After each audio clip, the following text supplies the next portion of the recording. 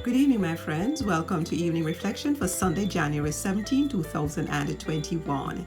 Today we are at Day 18, Part 2 of The Purpose Driven Life, written by Pastor Rick Warren. Enjoy. Acceptance isn't based on how smart or beautiful or talented you are. It's based on the fact that we belong to each other. We defend and protect family. A family member may be a little goofy, but she's one of us. In the same way, the Bible says, be devoted to each other like a loving family. Excel in showing respect for each other. The truth is, we all have quirks and annoying traits, but community has nothing to do with compatibility. The basis for our fellowship is our relationship to God. We're family. One key to courtesy is to understand where people are coming from. Discover their history. When you know what they've been through, you will be more understanding. Instead of thinking about how far they still have to go, think about how far they have come in spite of their hurts. Another part of courtesy is not downplaying other people's doubts. Just because you don't fear something doesn't make it an invalid feeling. Real community happens when people know it is safe enough to share their doubts and fears without being judged. The fellowship of the church is more important than any individual.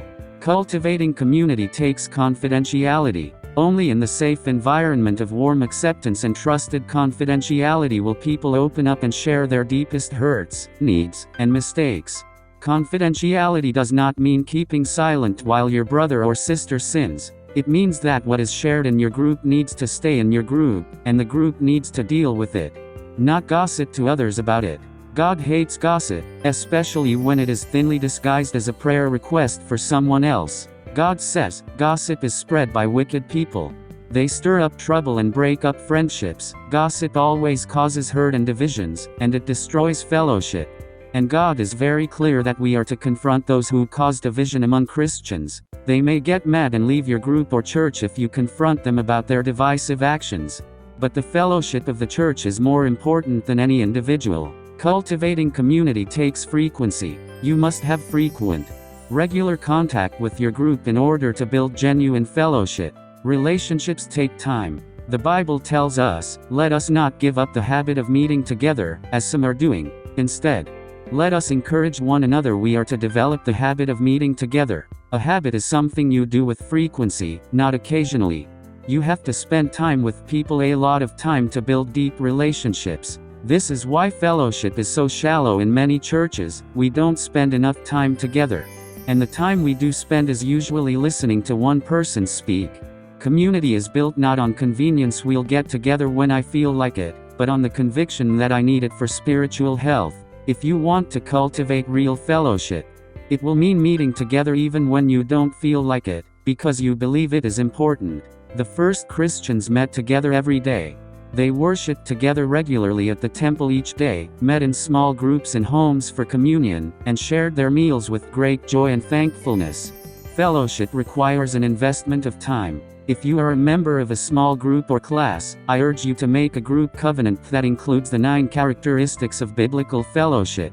We will share our true feelings: authenticity, encourage each other, mutuality, support each other, sympathy, forgive each other, mercy, speak the truth in love, honesty, admit our weaknesses, humility, respect our differences, courtesy, not gossip, confidentiality, and make group a priority, frequency. When you look at the list of characteristics, it is obvious why genuine fellowship is so rare. It means giving up our self-centeredness and independence in order to become interdependent.